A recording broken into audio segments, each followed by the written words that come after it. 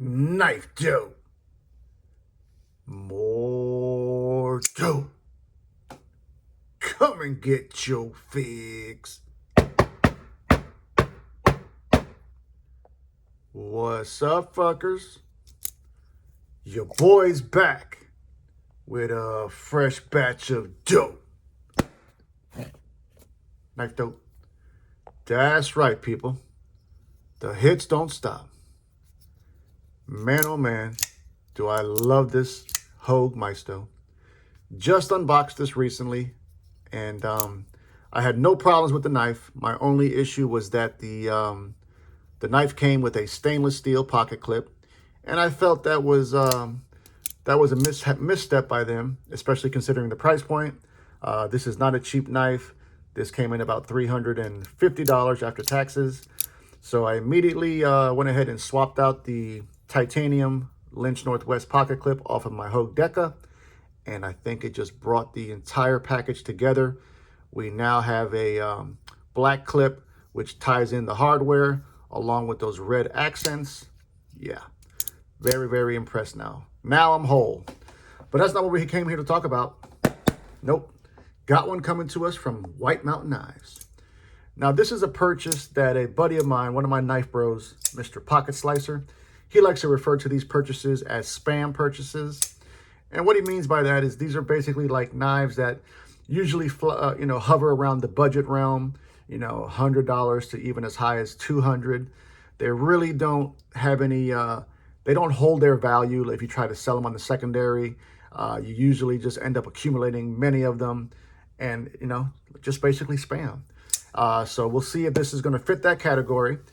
This is coming to me from a company who I have never bought any of their knives, primarily because really none of their designs really interested me enough, except for this one.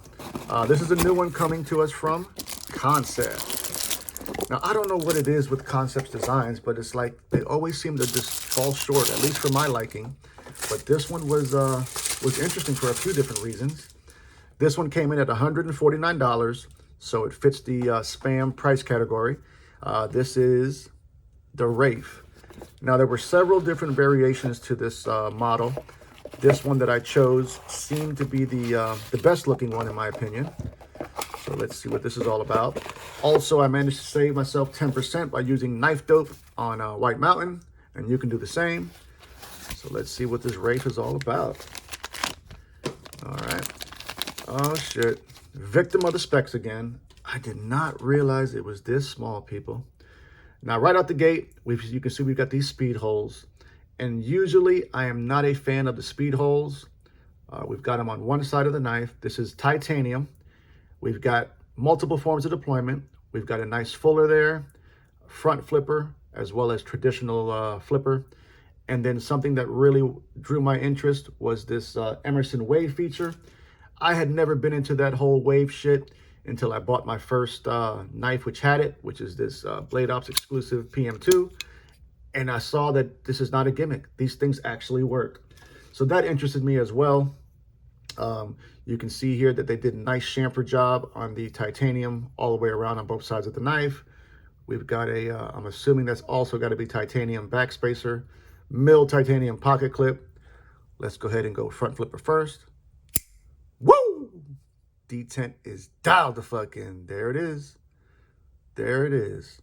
So we're looking at 6.1 inches overall length. Love this little sheep's foot blade. S35 VN is the steel. Nice satin finish. We've got a nice full flat grind. Looks good. This is actually designed by a entity called 4T5. So the number 4 followed by the letter T and back with the number 5. Never heard of this company or entity before, so this will be a first for me as far as that goes. They cut away a good portion of the show side scale, allowing us access to that nested liner lock. They did not give us any jimping on that liner, however.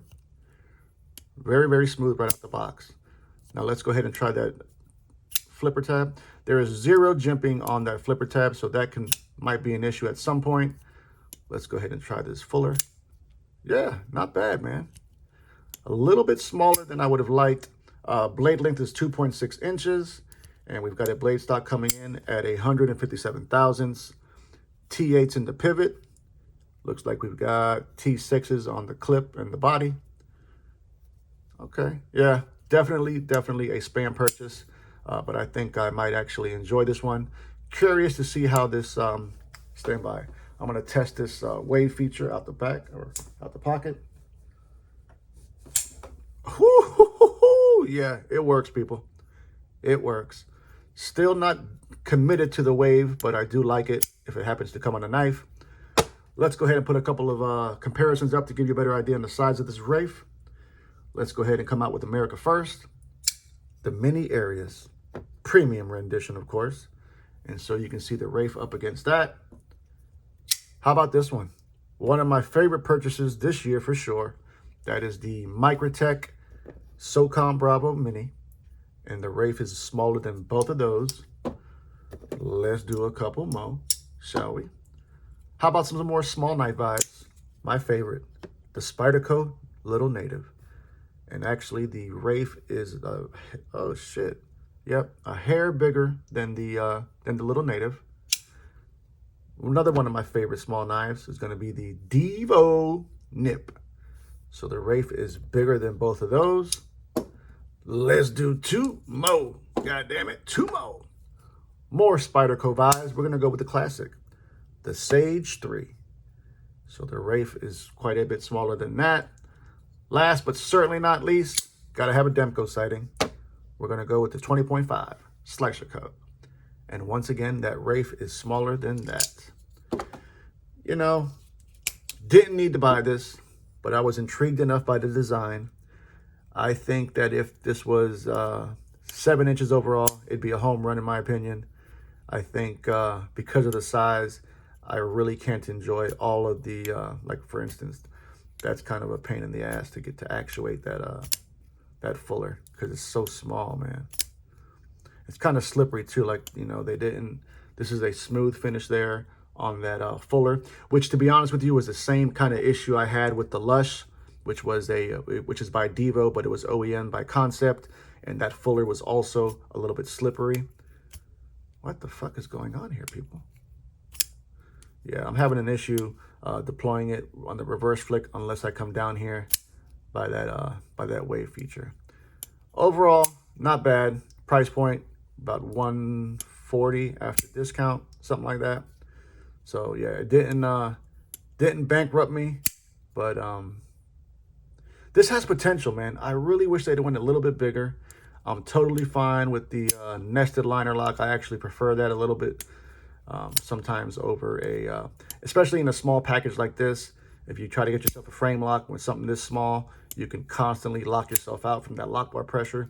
So I think that was a good option for them to give us the nested liner lock. But more importantly, I want to know what you fuckers think. Are you a fan of this Rafe? How about of Kansept? Tell me all about it. Love you, mean it.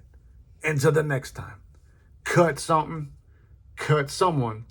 Just don't cut yourself. Stay dangerous, fuckers.